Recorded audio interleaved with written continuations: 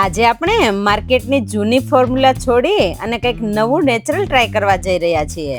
Hello everyone, welcome to Mudrika's cook. આજે આપણે બનાવીશું બ્લુ કાજુ કતરીની રેસીપી. દિવાળી હોય કે કોઈ તહેવાર, કાજુ કતરી વગર તો બધું અધૂરું જ લાગે. પણ આ વખતે આપણે આ પરંપરાગત મીઠાઈમાં હેલ્થ અને આર્ટ બંનેનો ટચ આપીશું. તો તેના માટે મેં અહીંયા 300 ગ્રામ કાજુ લીધા છે. મેં અહીંયા આખા જ કાજુ લીધા છે. જો તમારે કાજુ કતરી માટે ટુકડા કાજુ લેવા હોય તો તમે લઈ શકો. હવે કાજુને મિક્સર જારની અંદર ઉમેરી ને પલ્સ મોડ પર દળી લેવાના છે. મિક્સરને એક ધારું ચાલુ રાખીશું તો એમાંથી તેલ છૂટું પડશે, એટલે ચાલુ બંધ કરી અને આ રીતના દળી લઈશું.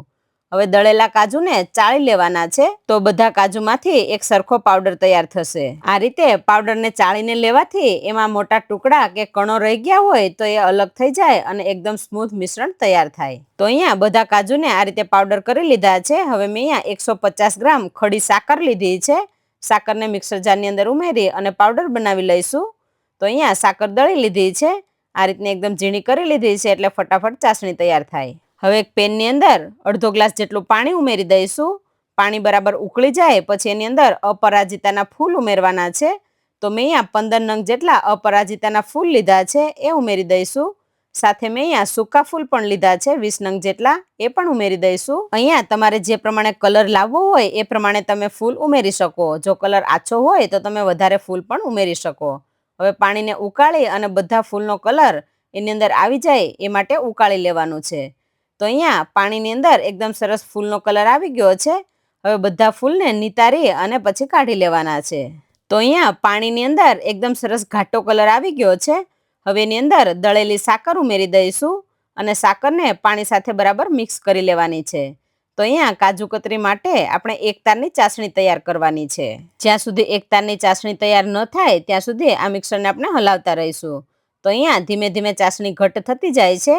હવે આપણે ચેક કરી લઈશું. થોડી ચાસણી લઈ અને અંગૂઠા અને આંગળીની મદદથી આ રીતે ચેક કરી લેવાનું છે. તો અહીંયા એક તાર બને છે. તો અહીંયા આપણી ચાસણી તૈયાર થઈ ગઈ છે. તો આ રીતે તૂટે નહીં એવો એક તાર તૈયાર થઈ જાય એટલે આપણે દળેલા કાજુ ઉમેરી દેવાના છે. સાથે મેં અહીંયા 50 ગ્રામ જેટલો મિલ્ક પાવડર લીધો છે, એ પણ ઉમેરી દઈશું. 1 ચમચી એલચીનો પાવડર. હવે બધી વસ્તુને ચાસણી સાથે બરાબર મિક્સ કરી લઈશું. ગેસની ફ્લેમ લો કરી અને પછી કાજુના પાવડરને સતત હલાવતા રહેવાનું છે, જેથી ગાંઠા ન પડે. તો બધું મિશ્રણ ચાસણી સાથે એકદમ સરસ મિક્સ થઈ ગયું છે. હવે પેન છોડવા માંડે ત્યાં સુધી આપણે હલાવતા રહેવાનું છે. હવે એની અંદર 2 ચમચી જેટલું દેશી ઘી ઉમેરી દઈશું. ઘીને બરાબર મિક્સર સાથે મિક્સ કરી લઈશું. હવે આ મિક્સર ગોળી વળવા માંડે એ રીતનું થઈ જાય એટલે આપણે બટર પેપરમાં કાઢી લેવાનું છે. તો અહીંયા આપણું કાજુ કતરી માટેનું મિક્સર બનીને તૈયાર થઈ ગયું છે. તો આ તૈયાર થયેલા મિક્સરને મેં 3 થી 4 મિનિટ કડાઈમાં જ મસળી લીધેલું છે.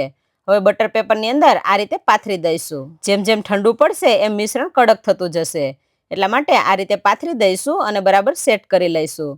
હવે વેલણની મદદથી એક સરખું લેયર કરી લેવાનું છે. હવે મેં અહીંયા સિલ્વર વરખ લીધું છે, એ ઉપરથી લગાવી દઈશું ગાર્નિશિંગ માટે. કાજુ કતરી પર સિલ્વર વરખ લગાવવાથી એકદમ અસલી બજાર જેવો શાહી અને રોયલ લુક આવશે. હવે ઉપરથી ગુલાબની પાંદડી અને પિસ્તાથી પણ ગાર્નિશ કરી લઈશું. મિશ્રણ સાવ ઠંડુ ન થઈ જાય ત્યારે જ હળવું હુંફાળું હોય ત્યારે વરખ લગાવી દેવો અને પિસ્તા અને પાંદડીથી ગાર્નિશ કરી લેવાનું છે. વરખ ખૂબ જ પાતળું હોય છે એટલે તેને આંગળીઓથી લગાવવા કરતા બટર પેપરની મદદથી કે હળવા હાથે લગાવવું, જેથી તે હાથ પર ચોંટી ન જાય. હવે સ્કેલની મદદથી કાજુ કતરીને કટિંગ કરી લઈશું. તો અપરાજિતાના ફૂલના નેચરલ બ્લુ કલર અને સિલ્વર વરખવાળી આપણી કાજુ કતરી બનીને તૈયાર થઈ ગઈ છે. તો તમે પણ આ તહેવારોમાં આ કાજુ કતરીની રેસીપી ચોક્કસથી ટ્રાય કરજો. તમને અમારી આ રેસીપી પસંદ આવી હોય તો વિડીયોને લાઈક કરજો, શેર કરજો અને આવી નવી રેસીપી જોવા માટે અમારી ચેનલ મુદ્રિકાસ કુકને સબસ્ક્રાઇબ કરવાનું ના ભૂલતા. Thank you.